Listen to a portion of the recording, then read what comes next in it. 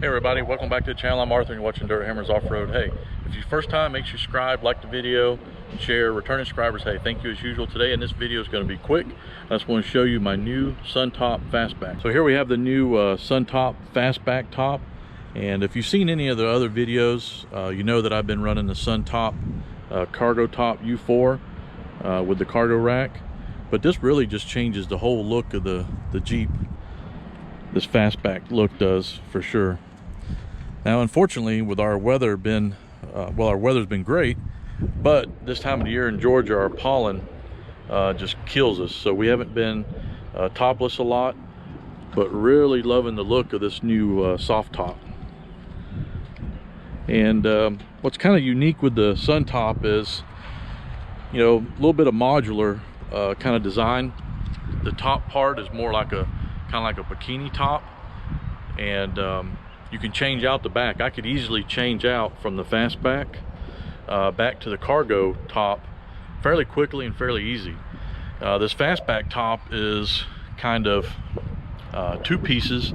The side windows are kind of like a saddle piece that lay across, and then the rear window zips in.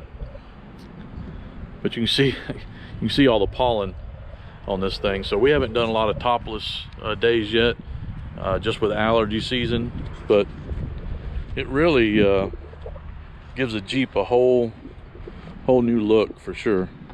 The cargo top was really neat, gave it that little almost like a little pickup truck kind of look. But that Fastback, I'm really liking it. Now my plan is, guys, is once our pollen here in another couple weeks, probably about another 2 or 3 weeks, really dies down, I want to show you what this thing looks like opened up and how easy it is to open.